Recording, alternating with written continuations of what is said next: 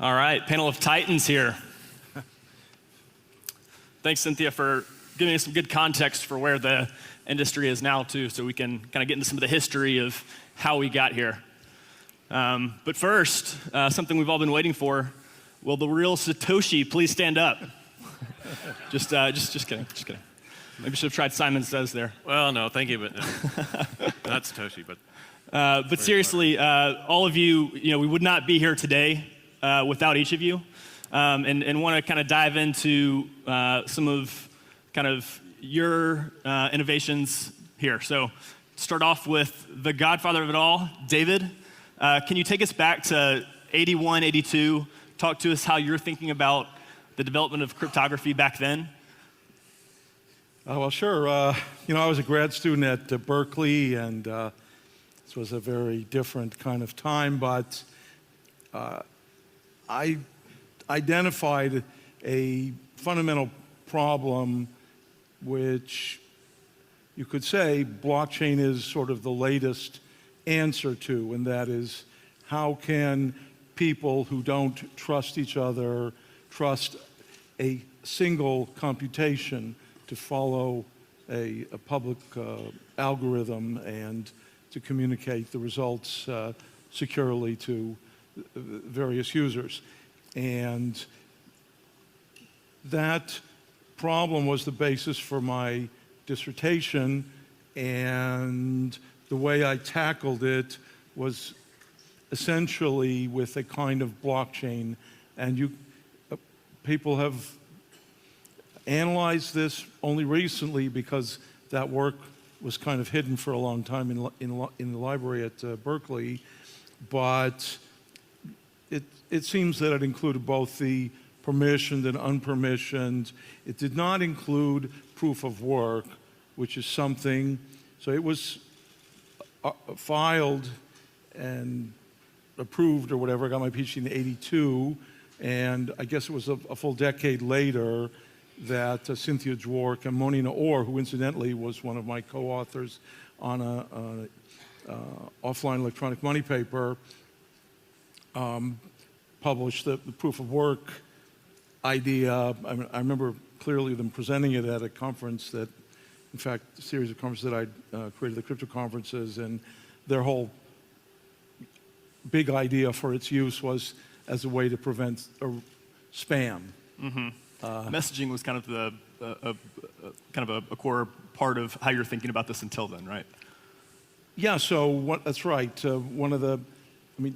To me, privacy was a key aspect of the way information technology would unfold, and actually, so I developed three basic ingredients to, let's say, meet the informational needs of consumers, of society, while protecting privacy. And so one of them was electronic money, the blind signatures, which I published also in '82. And the second one was the so-called mixing for messaging, and that appeared in '79, but also as a technical report in '82, appeared in Journal of Computer Science, I believe, or it was '83 perhaps.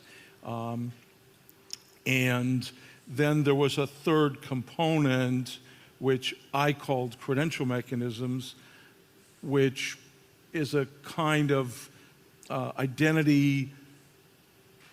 pseudonymous identity authentication scheme that allows the database of information about an individual to be sort of turned inside out, returns control over that information to the person, so you could prove the correctness of any answer to any query about the database of information about yourself without revealing any more information. So I view that as a comprehensive kind of solution to personal privacy in the information age, and I've spent a fair amount of effort trying to publicize that and explain it. Yeah. And that was the basis for the Scientific American article and other work that I did at that time. So a lot of these basic ideas have their origin from right there at the beginning of the '80s. Great. Then let's fast forward 10 years. DigiCash is coming about. The commercialization of the internet is kind of possible at this point. Also, at the same time, something interesting is happening kind of around Silicon Valley. The cypherpunk movement is starting to foment and coalesce. Nick, can you take us back to that time? You were one of the early people at those in-person meetings. You and Tim, can you take us back to the mindset that you had there and what you're thinking about? Sure. So you could divide it into roughly two camps. One of them inspired by David and very interested in privacy. And so using encryption, public key cryptography, using David's technology involving mixes, which eventually became Tor, for example, and digital cash, blinded digital cash, but not really interested in new currencies or reforming the money or that kind of thing. The second camp was the Tim May-inspired crypto-anarchist camp, and a very libertarian influence, like Ayn Rand's Galt's concept of a self-sufficient economy that's independent of government. And so these were two of the main camps or inspirations, very intersecting but not necessarily parallel. Yeah. And then so those are in-person meetings, but eventually we have mailing lists and people can kind of coalesce online also. Right. Adam, when was your kind of introduction to this community and what camp kind of most interested you when you came in? Well, I think myself and Hal Finney and Wei Dai got into it through a group called the Extropians, which is like a libertarian futurist group. And Tim May kind of got us interested in the cypherpunks. Yeah. Adam? And, oh, sorry. Yeah. Yeah, so I guess I was interested in, I knew about public key encryption, and so when the Cypherpunks list was created, that became a place where people who are interested in the sort of social implications of cryptography for asserting your rights to privacy online. I mean, you can think of the online world, which was a new thing at that time, and policymakers were grappling with what to think about all this new freedom that people had. But in a lot of ways, you had less rights online because ISPs could record everything. So, and I was more of the kind of cypherpunk mindset that what we really needed, there were people working on anonymous remailers so that you could directly assert your rights to privacy. So, there would be regulations saying you have some rights to privacy, but they wouldn't be worth much. So it was better to enforce it directly. So I think that was a very kind of direct approach that if you want something, just build systems, and if people use them, then that becomes the new default. So just do things, people can figure out permissions, or regulators can catch up decades later. So that kind of outlook, and more interested in sort of hard final electronic cash. And I think, the intersection between the digital gold concept and electronic cash concept came about in the reverse order for me because I wasn't on the Extropian and the other list that Nick mentioned yesterday. I was on the Cypherpunks list. So I started from the perspective of needing private electronic cash to drive these privacy networks. So in order for them to be self-funding, to pay for the hosting, they were run by volunteers largely, right? So it was clear that you would need electronic cash to be meaningfully private online because you'd need to pay for things, pay for bandwidth, pay for electronic content, that kind of thing. So electronic cash was the kind of holy grail of this environment, and people would have been content for the electronic cash to be denominated in a fiat currency, but of course there's a barrier to entry there, which is you need permission from a bank. And I guess DigiCash kind of went through that because while they had a demo server, they were also trying to work with banks to get an entry to the system. So after DigiCash kind of wound down as a commercial enterprise, the people who had tried the demo server and had the coins were stuck with the coins because the double spend database went away.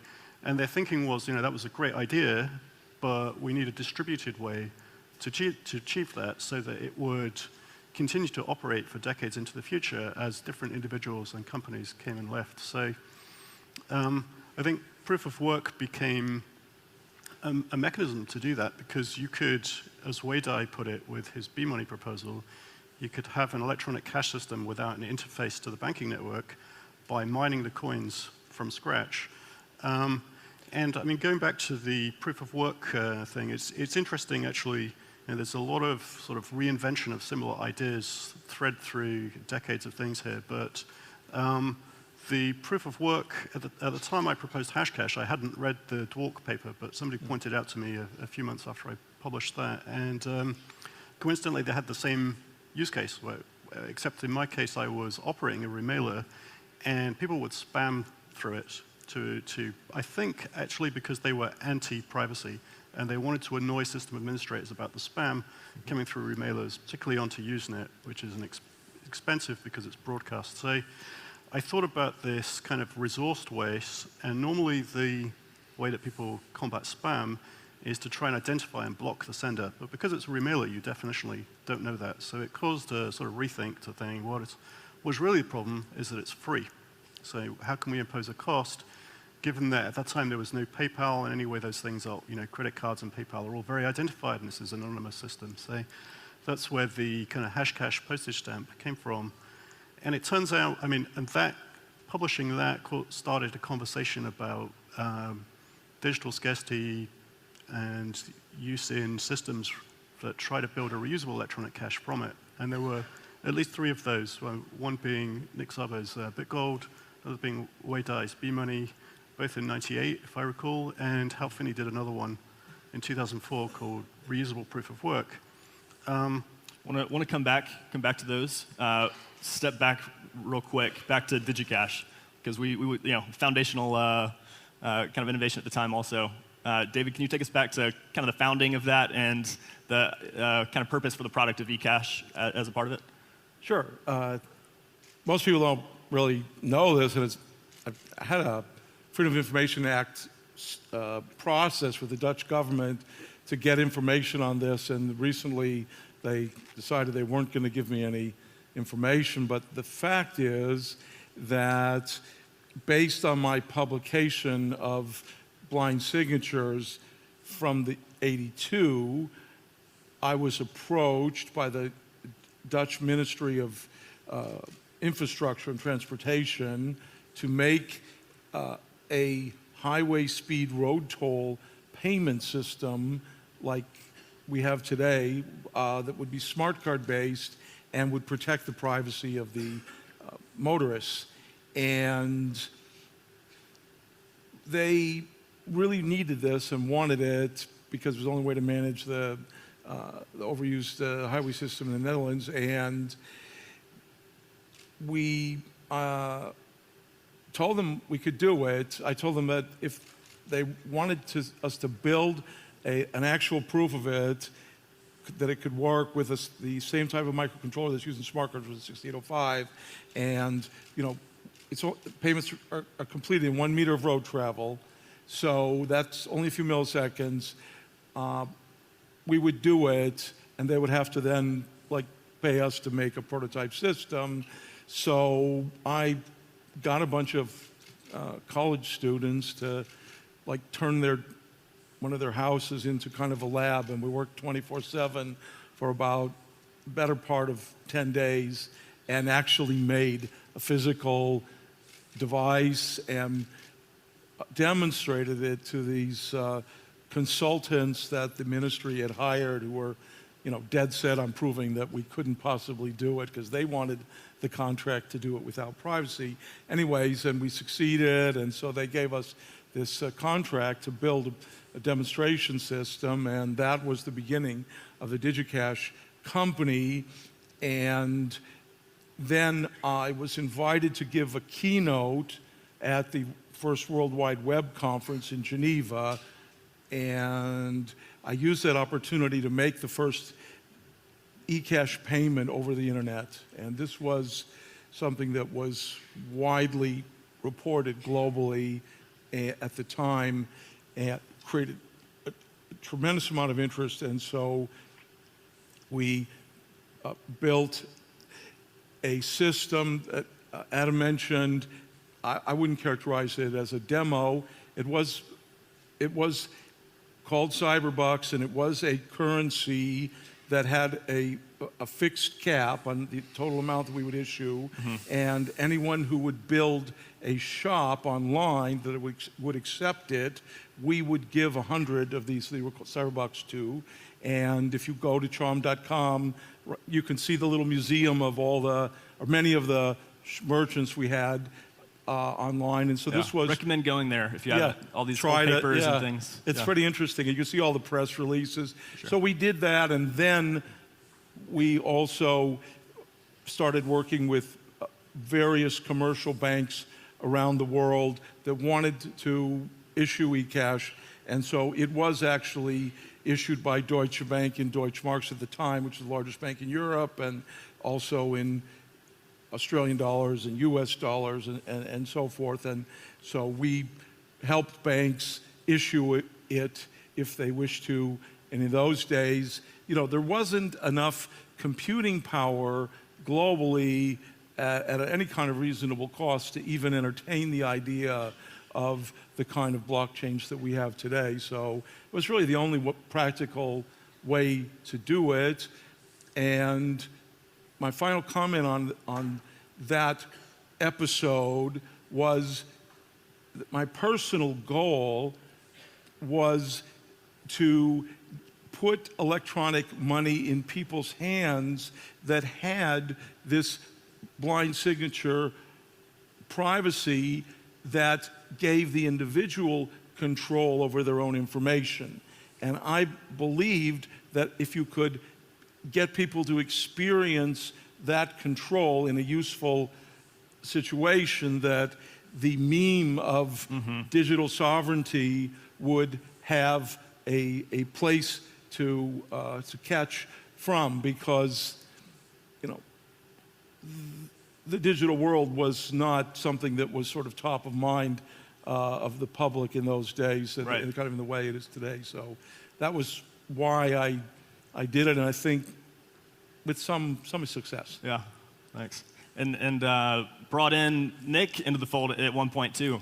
So Nick, you write about smart contracts for the first time, kind of around this time frame also, and then you actually join DigiCash. Can you talk a little bit about why that was where you wanted to work, and then kind of things that you saw while there that you thought could be innovated on later on?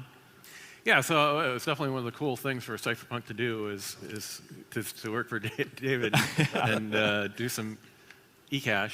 And so it did have those strengths of privacy that David talked about. It did have the weakness of the server or the company goes away, the currency goes away, and also that the system administrator could print themselves some currency. So it was really strong in the privacy regard, but it wasn't really necessarily good as a private currency or for monetary reform. So kind of taking those lessons and thinking about it a while, I formed a list called LibTech that had myself and Wei Dai and Tim May and Hal Finney on it, and Larry Selgin and George White, two economists who'd studied a lot of privately issued money history, and came away from that with eventually, that's where BitGold and B-Money came out of, is that mailing list and the discussions that we had on there. So, and then smart contracts is a whole nother separate thread. But. And then Adam kind of brings up Hashcash and the mailing list kind of is the next step.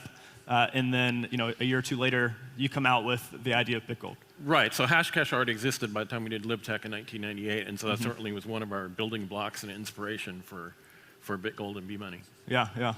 So Adam, maybe we want to come back to you here where we kind of interrupted before. Yeah, I mean, so I think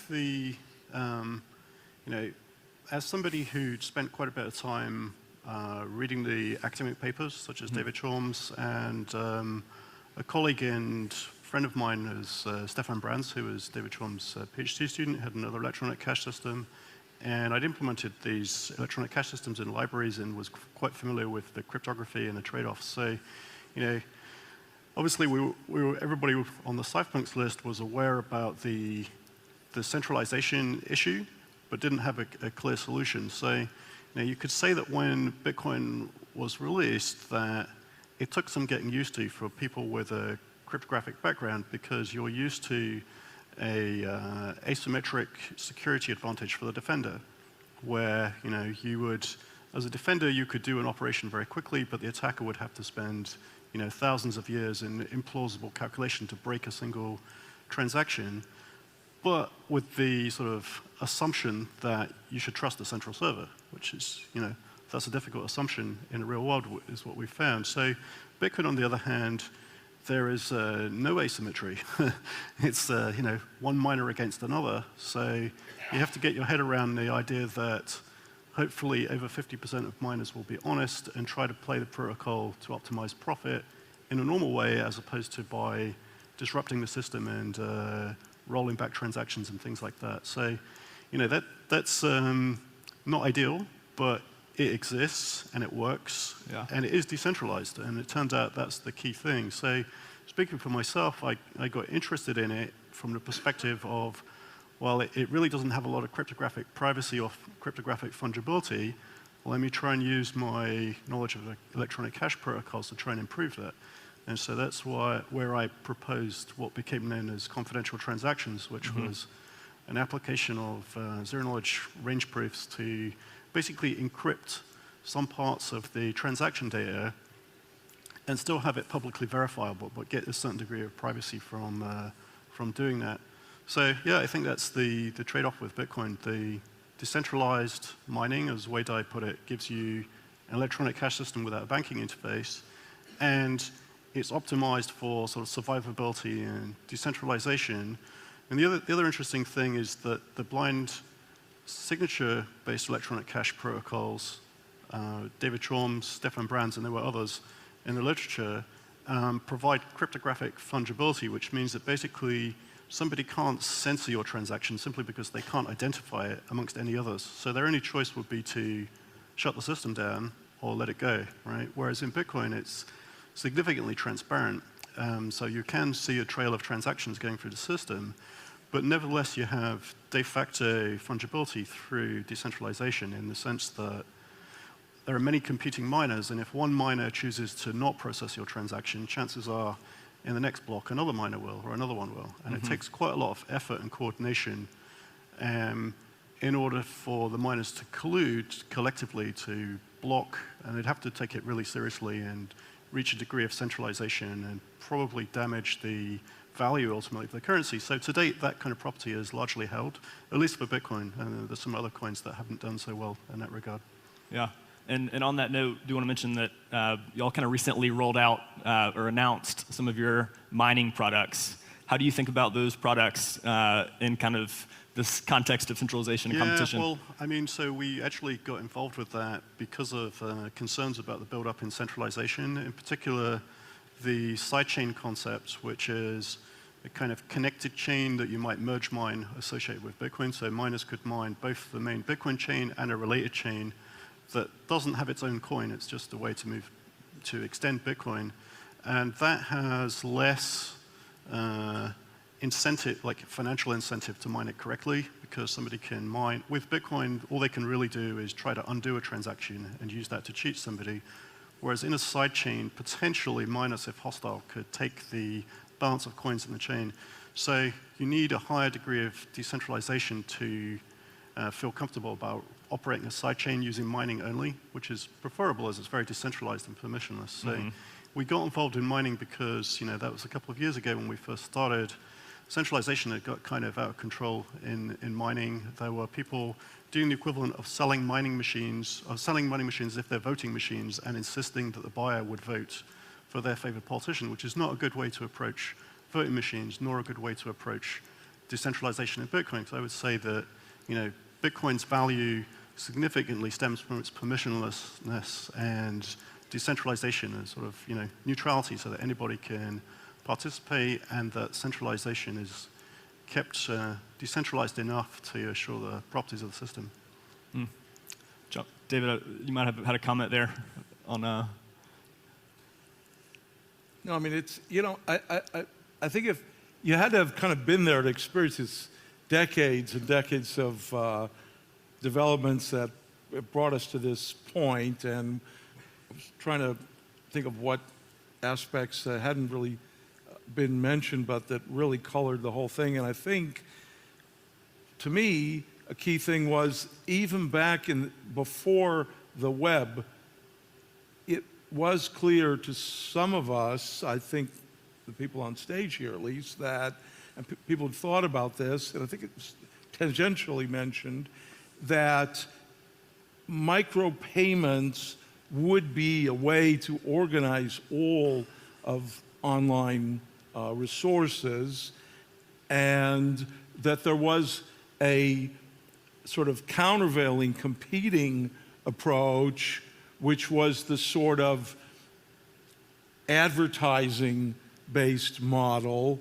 And in those days, it seemed to make the most sense to people that I knew that users would control the development of the system and everything by sort of the micropayment-based approach. But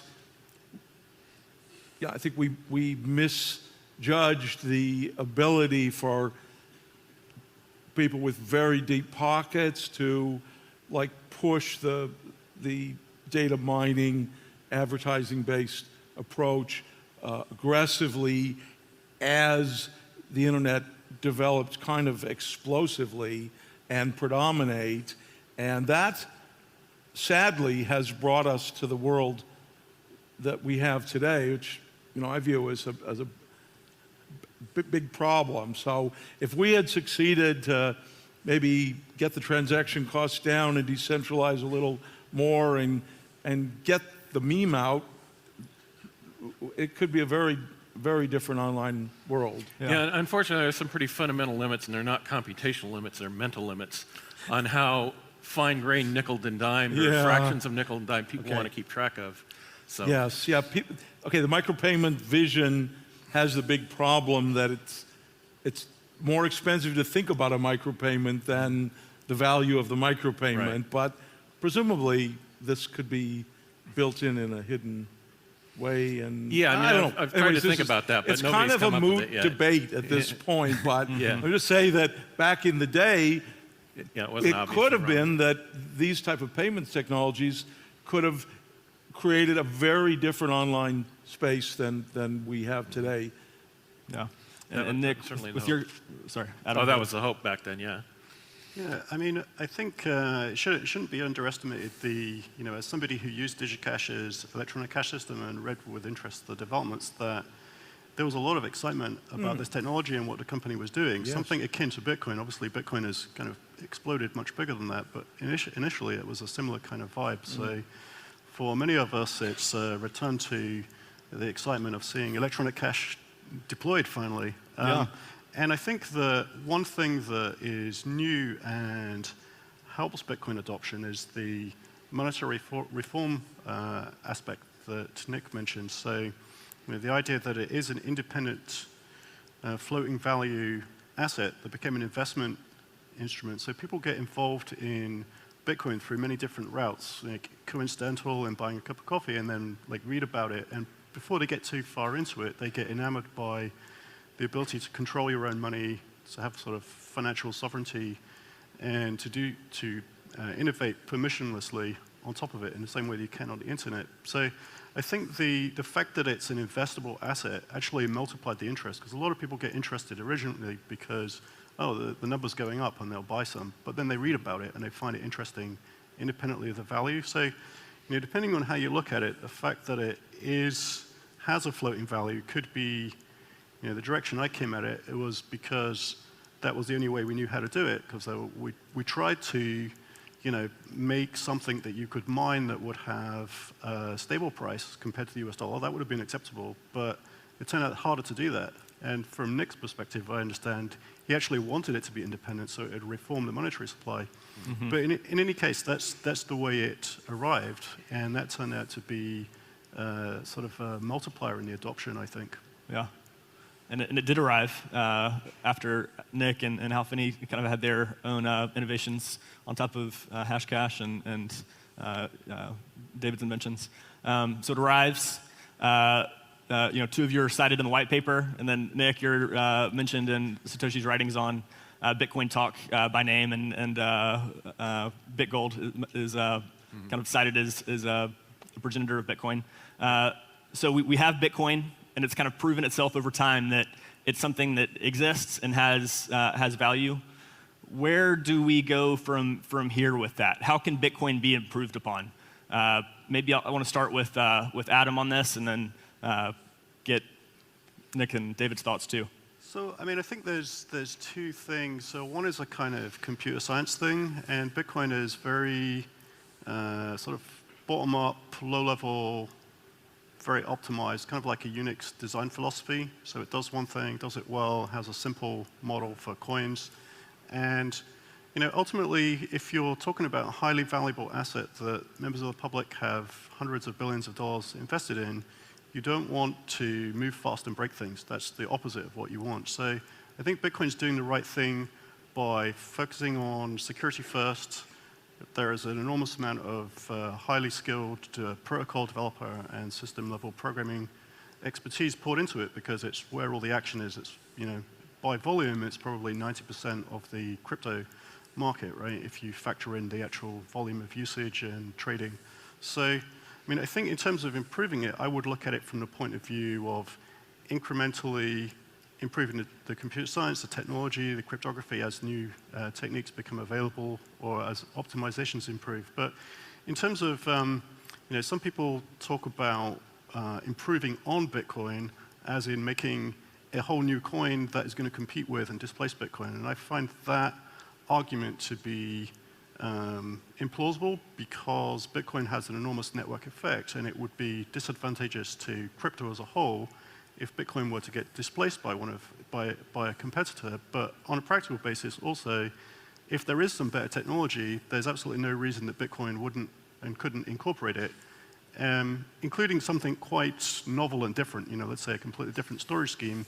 You would just snapshot the Bitcoin state of current ownership and import it into the new system. So, the fanciful ideas about displacing Bitcoin with something better, I think the only way that would make sense is if you had a strong economic argument about, the disbursement of the funds or how they should be spread out or the ownership ratios or something like that. But I think, Bitcoin's network effect is such that it's here to stay, and if Bitcoin fails, it all fails. So I think we want to put our energies into improving Bitcoin and making auxiliary systems that are platforms that add their own value and could even be paid for using Bitcoin. I mean, if Bitcoin is a general global electronic cash system, you can use it for micropayments using Lightning and use it in connected systems like sidechains and other networks. Yeah. Nick, maybe also if you could share your thoughts on... I largely concur with that. I would say, though, that although there's certainly network effect, Fiat's network effect is stronger, so there's certainly other things at play here, Bitcoin's success in that. And one of those, I think, is that certainly in 2011 I wrote about this. It's based on very unpopular opinions, such as that security and what they call trustlessness, I call trust minimization, are really important core values, whereas for almost all the other coins, they're emphasizing transactions per second and this and that and the other, and they compromise security, they compromise trust minimization. Or governance, that's a huge compromise on trust minimization. A big part of trust minimization is governance minimization. You minimize human decision making and the scope of what that can involve. So Bitcoin believes a bunch of very unpopular things that nevertheless contribute to its success. It's successful because it's stuck to those unpopular core values. And the other many coins have been laid by the wayside because they didn't understand those values. They went with the popular values, and that caused failure. So I think that's a big part of Bitcoin's success. Now, Ethereum has some of those values to some extent, but they also have a lot of other things like all sorts of utopian projects and governance. There's all sorts of creative things, but 99% of them are bound to fail.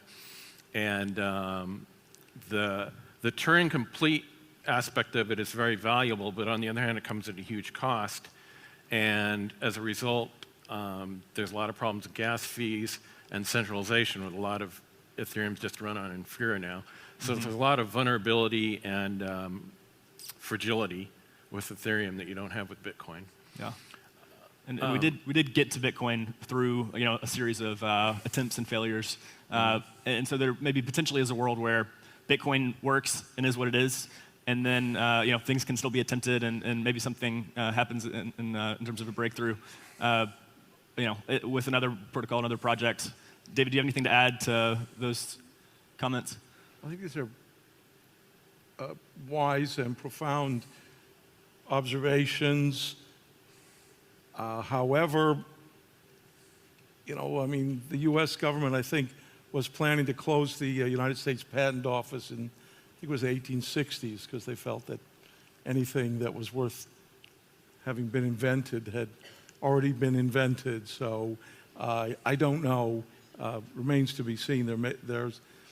I think quantum resistance might be, you never know when some nation state could play that card. And it would be, I think,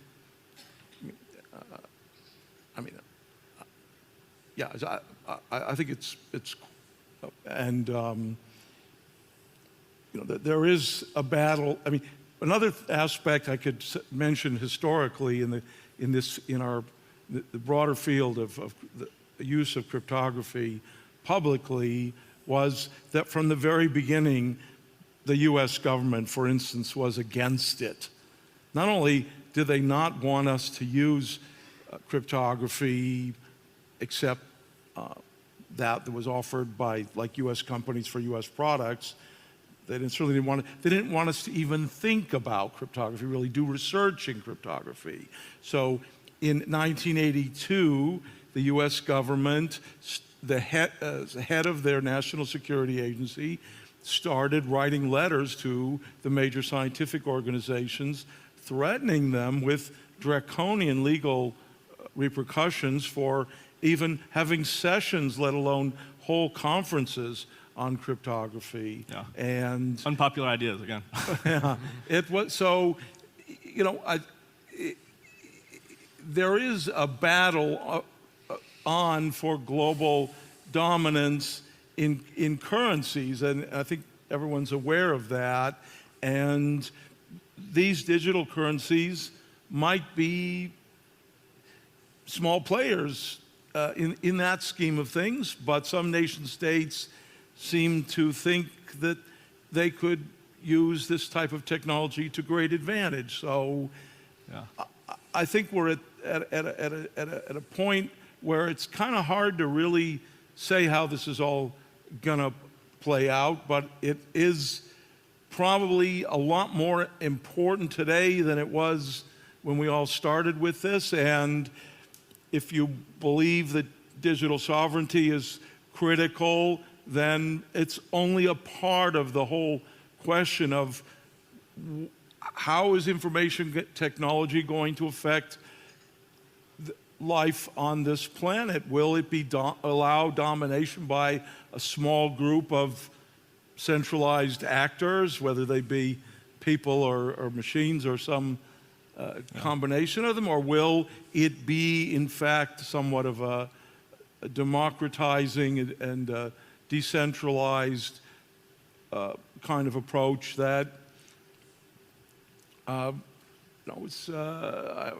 hear Nick's perspective, and I think is our main chance. Yeah. And Nick, I think you had some funny comments on Twitter about Facebook's Libra and some of these other competing putting Yeah, place so cryptocurrency. the state-sponsored so-called cryptocurrencies and Libra and so forth, they basically gut the core, the unpopular idea that makes Bitcoin successful, trust minimization, for the sake of supposedly more stability or this or that or the other. And so, calling them cryptocurrencies is kind of like calling a baby a doll. Right. It's not really quite the same thing. It's missing something important. Yeah, there's no life there. Yeah. Adam, do you have a? Yeah, I mean, I think the internet technology has sort of changed people's opinions. So basically, it's like that. Bitcoin is a case where people have become accustomed to using something, and then they would not like to see it removed. And so it's decentralized enough that it's hard for democracies and civilized countries to prevent people from using it. So we'll see how it develops. And certainly, I think at the moment it's benefiting from being relatively small. I mean, we might think of 200 billion to 350 billion market cap as being a lot of money, but on the scale of governments and national currencies, it's actually very small, 1% or less. I think, even compared to physical gold, I think Bitcoin's current total value is maybe 2 or 3% range. So we'll see how it develops, but I think, as its usage grows and more people are holding, it becomes more unpopular to start to politically interfere with it. So there is some strength in numbers. So we'll see how the transition goes from being too small to care about to being very large and scary. And you see a preview of that in some governments' reactions to Libra, with the assumption that because Facebook has on the order of 1 billion users, that it could actually threaten the monetary policy of a smaller country that would then be using an electronic currency that is a basket of foreign currencies to them. I mean, that could be impactful to an economy. So think of Bitcoin more like gold. It's like a secondary currency that you can use for the internet and hold as an investment diversification, and to have the benefit of its advantages in sort of self-sovereignty and direct ownership. Yeah. All right. That was a great run through history and kind of looking back at how important each of you has been to getting us where we are. I want to do a quick lightning round on just one word, one sentence on the thing that you're most excited about the development of Bitcoin or the ecosystem moving forward. Nick, what's kind of the most exciting thing for you? That's one of them. Yeah. The second layer for Bitcoin that will enable the retail transactions that a lot of people think cryptocurrency is about. And then, of course, making smart contracts more like contracts, more reverse engineering of the law that I talked about in the presentation this morning, or yesterday. All right. Lightning, smart contracts. Adam? Yeah, I mean, at Blockstream, we've been working on a smart contracting language called Simplicity, which is designed for Bitcoin and it's low-level, efficient, but using formal security methods so that you can mathematically prove correctness of simple programs. So I think, like Bitcoin, starting bottom-up, keeping things with hard, provable computer security is the way to go. Cool. David, last word?